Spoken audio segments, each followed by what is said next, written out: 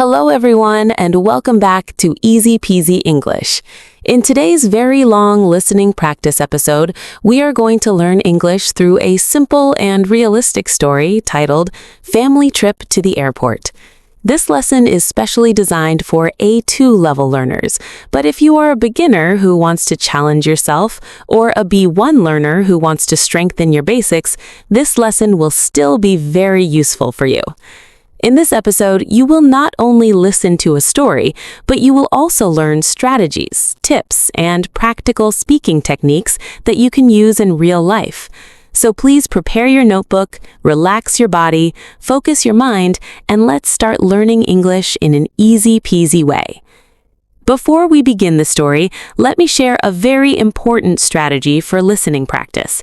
Many students think listening means just hearing the audio again and again, but effective listening has 3 stages: before listening, while listening, and after listening.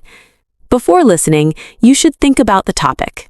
Today's topic is a family trip to the airport. So ask yourself, what vocabulary is related to the airport? Maybe words like passport, suitcase, boarding pass, check-in counter, security, departure gate, flight attendant, luggage, and boarding time. When you prepare your brain with related vocabulary, your understanding becomes faster and easier. While listening, do not try to understand every single word. Focus on the main idea first. After listening, retell the story in your own words. This method will train your speaking skill at the same time. Remember, listening and speaking are connected. If you train one, you improve the other. Now, let's begin our story. It was 5 o'clock in the morning when the Rahman family woke up. Today was a very special day because they were going on a holiday to another city. The father, Mr. Rahman, turned off his alarm quickly and said, "Everyone, wake up. We need to leave for the airport at 6. His wife, Mrs. Rahman, immediately went to the kitchen to prepare simple sandwiches for the children. Their 2 children, Aisha and Farhan, felt excited but also sleepy. They packed their last items into their suitcases and checked their backpacks again. Mr. Rahman reminded everyone, "Don't forget your passport and ticket." Aisha quickly checked her small bag and said, "Yes, Dad, I have it." Now pause for a moment. Here is your first listening tip. When you hear a story about daily activities, pay attention to time expressions, such as 5 o'clock, 6 in the morning, today, or tomorrow. Time expressions help you understand the sequence of events. Try to imagine the scene in your mind. Visualization makes listening easier and more enjoyable. At 6 o'clock sharp, the family entered their car. The streets were still quiet because it was very early.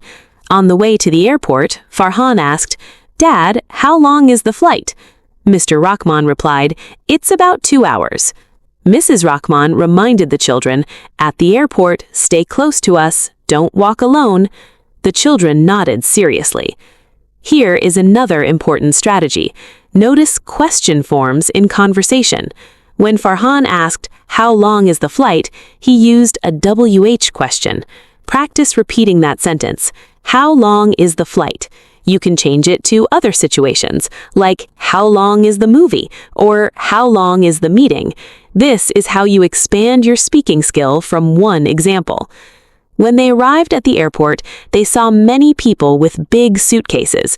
Some people looked happy, some looked tired, and some looked nervous.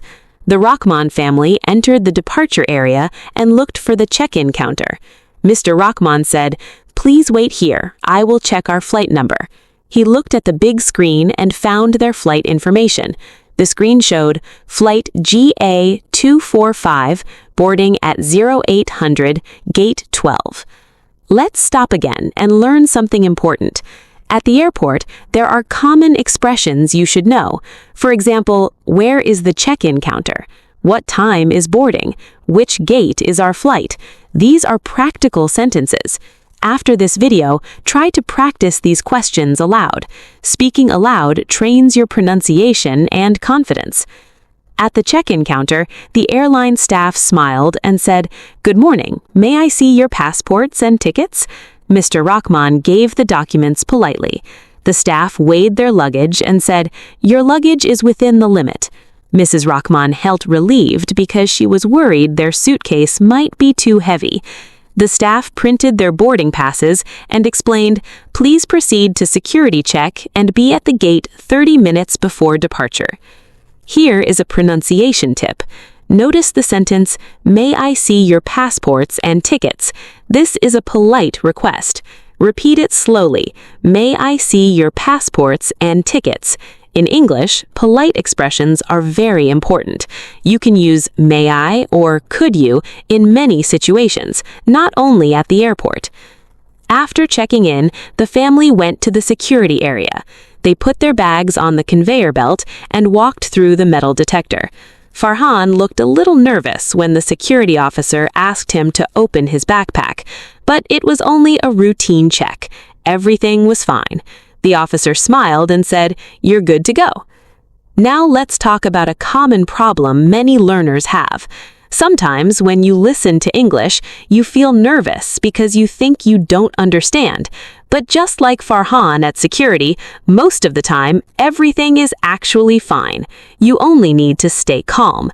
If you don't understand something in real life, you can say, "Could you repeat that, please?" Or, "I'm sorry, I didn't catch that." These are powerful survival expressions. After security, the family walked to gate 12.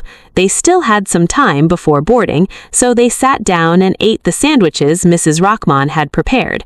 Aisha looked at the airplanes outside the window and said, "I can't wait to fly." Her mother smiled and said, "Traveling is a great way to learn new things." Let's pause for a speaking practice moment. Try to answer these questions aloud. Where are they going?